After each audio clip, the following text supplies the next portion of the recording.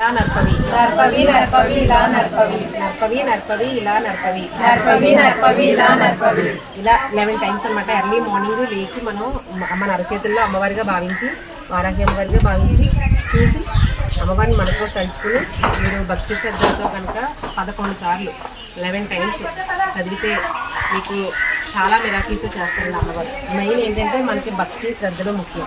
చాలామంది మంచం మీద ఉండి చేయాలా, కింద దిగి చేయొచ్చా, లేకపోతే ఇలాగ మొహం కడుక్కోకుండా బ్రష్ చేయకుండా చేయొచ్చా, ఇలాంటివన్నీ అడుగుతున్నారండి. అవసరం లేదండి, అవన్నీ కాదు. కానీ మీరు ఒకవేళ మంచం మీద మీకు ఇబ్బంది అనిపిస్తే కిందకి దిగిపోయి చేసి చదివేసుకోండి. ఇప్పుడు అమ్మవారిని మనం ఉదయం లేవగానే కొంతమందికి మన సెంటిమెంట్ ఉంటుంది, దేవుడి మొహం చూడాలి అనుకుంటాం. అలాంటప్పుడు చేతిలోనే అరచేతిలోనే అందరూ అంటారు లక్ష్మీదేవి ఉంటుంది మనకి అని చెప్తారు చాలామంది మన పెద్దవాళ్ళు.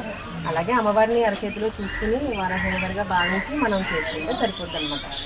అదే వీళ్ళందరూ నాకు డౌట్స్ అడిగే క్వశ్చన్స్ అనమాట. ఇవన్నీ రోజు అడుగుతూ ఉంటారు అనమాట. అవి లేదంటే మెసేజ్ చేయడం, కామెంట్స్ చేయడం చేస్తున్నారు. ఇలాగా ఈ విధంగా మీరు చేసుకోండి. చాలామందికి హెల్త్ ఇష్యూస్ కూడా బాగుంటున్నాయని చెప్పారు. మిరాకిల్స్ జరుగుతున్నాయి మా జీవితంలో, మా కోరికలు నెరవేరియని చెప్తున్నారు. చిన్న మంత్రం ఇది అమ్మవారిది, చాలా పవర్ఫుల్ మంత్రం. మీరందరూ కూడా చేసుకుని హ్యాపీగా సంతోషంగా ఉండండి.